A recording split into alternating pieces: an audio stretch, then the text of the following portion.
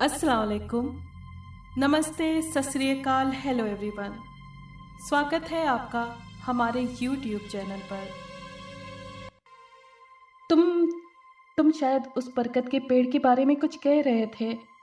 नए आने वाले लड़के ने स्कूल के एक वीरान से हिस्से की तरफ उंगली से इशारा करते हुए सफदर से पूछा।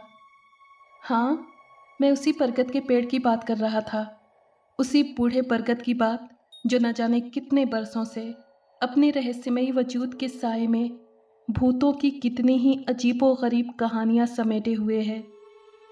और तुम इन झूठी बातों को एक जीती जागती सच्चाई समझते हो। उसी लम्हे राशिद ने करीब आकर सफदर का मजाक उड़ाते हुए कहा और फिजा में ठहाके बिखरने लगे। इधर उधर अलग अलग क्लास के लड़के जो अपनी अपनी बातों में बिजी थे, अचानक हंसी की आवाज़ सुनकर चौंक गए और फिर कुछ न जानते हुए भी उनके कदम हंसी की तरफ उठ गए। शायद इसकी वजह यह थी कि आवाज़ राशिद की थी, जो पूरे स्कूल में हर दिल अजीज़ था। उसने भी दूसरे लड़कों को अपनी तरफ आते देखा तो चिल्लाकर कहने लगा, दोस्तों ज़रा तेज़ी से कदम बढ़ाओ, हमारे सफदर साहब को इस वक्त भूतिया दौरा पड़ा है। इससे पहले कि ये अपने नए साथी को बरगद के बारे में उल्टी सीधी बातें करके डराने की कोशिश करें, हम इनके दिमाग का ऑपरेशन ही क्यों न कर डालें ताकि इनको भूतिया दौरे से छुटकारा मिल सके। लेकिन भाई सफदर, मेरी समझ में नहीं आता कि तुम हर नए लड़के के सामने बरगद का जिक्र क्यों छेड़ देते हो, जबकि इसमें ज़र्रा बराबर भी सच्चाई नहीं। भला ये भी कोई बात है कि उस पेड़ पर जिन भूत का साया है? इस साइंस के दौर में जिन भूत का नाम लेना भी बेवकूफ़ी है। क्या ख्याल है तुम लोगों का? राशिद ने अपनी स्पीच ख़त्म करके दूसरे लड़कों की तरफ देखकर कहा। बिल्कुल ठीक, लड़के चिल्लाए। शाबाश, मुझे तुम लोगों से यही उम्मीद थी। राशिद ने नए आने वाले लड़के के कंधे पर मुस्कुराकर हाथ रखते हुए कहा, ये सब हमारे बड़ों की अक्लों का कसूर है कि जिन भूत जैसे झूठे शब्द हमारे कानों को सुनने को मिलते हैं। नए आने वाले लड़के ने धीरे से मुस्कुराकर कहा, माफ़ करना राशिद, मैं तुम्हारी बात नहीं मानता। यानी तुम भी सफदर की बातों पर यकीन कर बैठे? राशिद ने तंज करते हुए कहा। दूसरे लड़के भी खिलखिलाकर हंस पड़े। ऐसी कोई बात नहीं, मगर सच ये है कि सफदर ने जो कुछ भी मुझे उस बरगद के पेड़ के बारे में बताया है वो 100% सच है, जिसे झुठलाया नहीं जा सकता। मालूम होता है राशिद कि अभी तक तुम्हारा किसी जिन भूत से पाला नहीं पड़ा, वरना और जैसे तुमने तो मुलाकात कर रखी हो। राशिद ने दोबारा तंज किया। मेरी मुलाकात हो चुकी है या नहीं ये दूसरी बात है। हाँ, अगर तुम लोग कहो तो मैं उसी बरगद के पेड़ की एक घटना सुनाऊं, जिसे सुनकर अगर तुम लोग ना मानो तो कोई बात नहीं। मतलब ये कि तुम लोग जिन भूत जैसी बातों पर यकीन करने लगोगे। कोशिश करके देख लो, राशिद ने लापरवाही से कहा। दूसरे लड़के भी खामोश हो गए और सुनने लगे। नए आने वाले लड़के ने राशिद को धीरे से मुस्कुराते हुए अजीब सी नज़रों से देखा। यूँ लग रहा था जैसे वो लड़का उस पेड़ के बारे में बहुत कुछ जानता है। आज से 20 साल पहले की बात है। इसी स्कूल में दो भाई ज़फ़र और कमर पढ़ा करते थे। ज़फ़र की उम्र 17 और कमर की उम्र 15 साल थी। दोनों की सोच और नज़रिया एक जैसे थे। उन दोनों में बड़ा भाई ज़्यादा तेज़ और शरारती था। शुरू जब दोनों भाइयों ने इस स्कूल में एडमिशन लिया तो स्कूल के दूसरे लड़कों ने उन्हें भी इसी तरह उस बूढ़े बरगद के बारे में अजीबोगरीब बातें बताई थी। मगर वो दोनों भाई किसी भी हाल में ये बात मानने को तैयार नहीं थे कि इस दुनिया में जिन भूत भी होते हैं, बल्कि उन्होंने लड़कों की सारी बातें सुनने के बाद ये फैसला कर लिया था कि वो बरगद के इस राज पर से पर्दा उठाने की कोशिश करेंगे। वो बरगद के जिनको खुद अपनी आंखों से देखना चाहते थे। और फिर दोनों भाइयों ने एक दूसरे से सलाह मशवरा करके बरगद की सच्चाई जानने के लिए एक प्लान तैयार किया। उनके बनाए हुए प्लान की खबर पूरे स्कूल में किसी को नहीं थी। वो फिलहाल अपने इस प्लान को राज में रखना चाहते थे ताकि कोई उनके काम में रुकावट ना डाले। उस लड़के ने इतना कहकर अपनी बात को अधूरा छोड़ दिया और खामोशी से उस बूढ़े बरगद को घूरने लगा। कुछ देर माहौल में लगातार खामोशी रही, लेकिन फिर कुछ देर के बाद उसने अपनी बात दोबारा शुरू की। वो एक अंधेरी रात थी। आसमान पर दूर दूर तक काले बादल छाए हुए थे। माहौल अजीब रहस्यमयी सा हुआ था। किसी अनजाने तूफान के आने के आसार थे। दोनों भाइयों के प्लान के हिसाब से यही वो रात थी जिसका उन्हें बेचैनी से इंतज़ार था। दोनों भाई अब बिल्कुल तैयार थे और फिर वो चुपके से घर की चारदीवारी से निकलकर अपने स्कूल की तरफ चल पड़े। रास्ते में बिजली चमकती तो हल्की सी रोशनी उन्हें मंजिल के और भी करीब कर देती। न जाने क्यों कमर का दिल किसी अनजाने डर के तहत डूबा जा रहा था। वो यूँ महसूस कर रहा था जैसे आज कुछ न कुछ ज़रूर होने वाला है। इस बारे में उसने ज़फ़र से बात की और उस बूढ़े बरगद के पास जाने से मना किया, मगर शायद ज़फ़र अपने छोटे भाई से ज़्यादा सख्त दिल और निडर था। उस पर अपनी कामयाबी का ऐसा भूत सवार था कि उसने छोटे भाई की एक नहीं सुनी और उसकी हिम्मत बंधाने लगा। बेवकूफ़ ना बनो कमर, शायद तुम्हें भी लड़कों की बातों पर यकीन हो गया है। ज़रा हिम्मत से काम लो, अभी सच्चाई सामने आ जाएगी और फिर इतना सुनहरा मौका कोई बार बार थोड़ी आता है।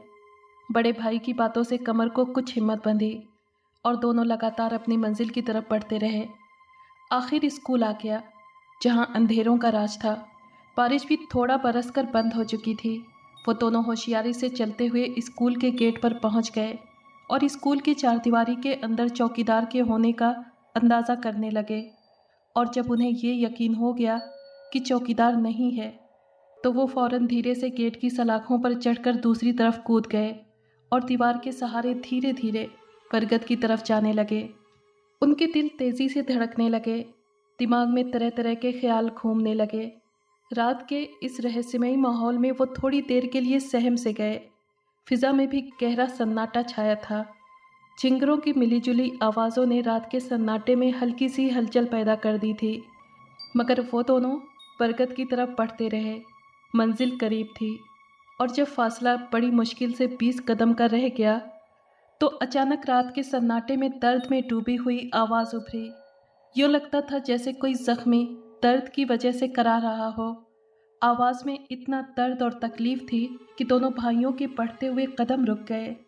उन्होंने घबराकर अपनी टॉर्च की रोशनी आसपास घुमाई, लेकिन हर चीज़ को अपनी जगह खामोश और जमा हुआ पाया।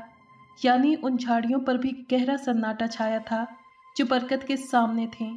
दोनों ने इस आवाज़ को अपना वहम समझा और फिर बरगद की तरफ बढ़ने लगे।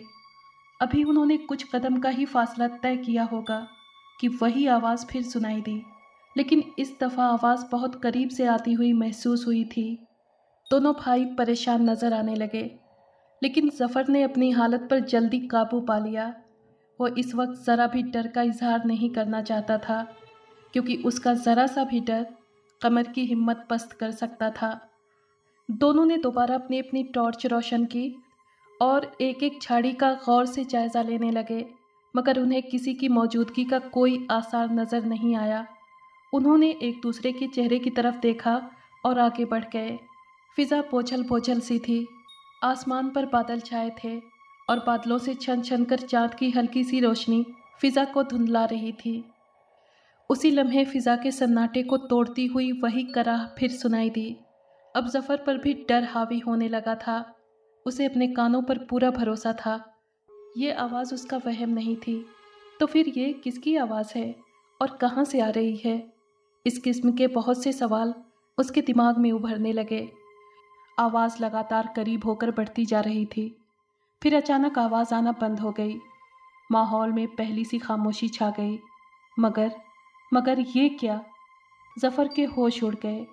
कमर उसके करीब मौजूद नहीं था। तो फिर वो कहाँ गया? ज़फ़र के होश उड़ गए। ज़फ़र की आंखें हैरत से फटी की फटी रह गईं। वो परेशान हो गया। उसकी समझ में नहीं आ रहा था कि वो क्या करे और कैसे करे। ज़फ़र ने घबराकर कमर को पुकारना शुरू किया, मगर जवाब में कोई आवाज़ नहीं आई। वो अपनी ही आवाज़ सुनता रहा और फिर उसी लम्हे एक दिलखराश चीख सुनाई दी। ज़फ़र चौंक गया। ये चीख, ये चीख उसके छोटे भाई कमर की थी। वो बेकरार हो गया और परेशानी की हालत में बरगद की तरफ दौड़ने लगा। ठीक उसी वक्त चांद बादलों की ओट से निकला और चांदनी में जफ़र ने जो मंजर देखा वो उसके होश उड़ा देने के लिए काफ़ी था। उसने देखा कमर बरगद से कुछ फासले पर पड़ा है और उसकी गर्दन से खून का फव्वारा जारी है। ऐसा लगता था कि जैसे किसी खौफनाक दरिंदे ने उसका गला चबा डाला है। वो कमर के करीब पहुंच गया। उसने अपना हाथ कमर के सीने पर रखा कि शायद ज़िंदगी की कोई लहर मौजूद हो, मगर दिल की धड़कन तो कब का बंद हो चुकी थी। उसका जिस्म ठंडा था। कमर की फटी फटी आंखों में डर, दहशत और तकलीफ थी। ऐसा लगता था कि मरने से पहले उसने कोई बहुत भयानक चीज़ देखी हो। अभी जफ़र अपने भाई की इस अचानक मौत पर मातम कर ही रहा था कि अचानक उसने किसी के कदमों की आहट महसूस की। गर्दन घुमाकर देखा तो उसके जिस्म में खौफ से सनसनी दौड़ गई। उसने चीखना चाहा, लेकिन आवाज़ हलक में ही घुटकर रह गई। वो लरज़ रहा था और सामने कुछ कदम के फासले पर एक अजीबोगरीब चीज़ खड़ी थी। ऐसी भयानक चीज़ जिसका वो कभी सोच भी नहीं सकता था। जिन भूत जैसे बेहुदा अल्फाज आज सच्चाई का रूप धारकर उसके सामने खड़े थे। अब उसे शिद्दत से अपनी गलती का एहसास हो रहा था। काश वो अपने छोटे भाई का कहना मान लेता। उसका दिमाग चकराने लगा। भयानक बला आगे बढ़ी।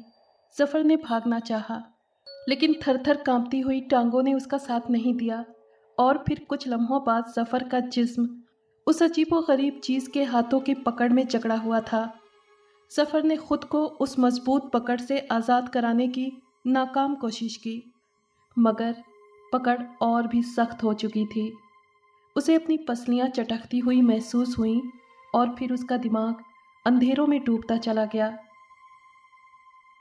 नए आने वाले लड़के ने अपना किस्सा यहीं ख़त्म किया और कुछ देर के बाद बोला, इस घटना का सबसे दिलचस्प पहलू ये है कि आज तक दोनों भाइयों की लाशें नहीं मिल सकी और आज भी उनके माँ बाप को अपने दोनों बेटों की तलाश है। लड़का इतना कहकर खामोश हो गया और उसने एक सरसरी नज़र लड़कों पर डाली, जिनके चेहरों पर डर के हल्के हल्के साए लहरा रहे थे। अचानक राशिद मुस्कुराते हुए बोला, आप लोगों को इस किस्से पर यकीन आया भी या नहीं? बेशक, इसमें यकीन न आने वाली कौन सी बात है, सबने एक साथ जवाब दिया। राशिद के होंठों पर अब भी मुस्कुराहट खेल रही थी। अब उसने उस लड़के से पूछा, क्या तुम मेरे एक सवाल का जवाब देना पसंद करोगे? क्यों नहीं? नए आने वाले लड़के ने मुस्कुराकर कहा, तुम्हारे हिसाब से जफ़र और कमर के उस प्लान के बारे में सिवाय उन दोनों के किसी और को पता नहीं था और आज तक उन दोनों की लाशें भी नहीं मिल सकी। लेकिन ये बात समझ में नहीं आती कि फिर तुमको इन सारी बातों का पता कैसे चला? कहीं ये सब कुछ तुम्हारे दिमाग की पैदावार तो नहीं? बहुत खूब, लड़का मुस्कुराया। तुम्हारा ये सवाल समझदारी वाला है, लेकिन क्या तुम लोग यकीन करोगे कि मैं ही उन दोनों भाइयों में से एक हूँ? इतना कहकर वो लड़का अपनी जगह से गायब हो गया।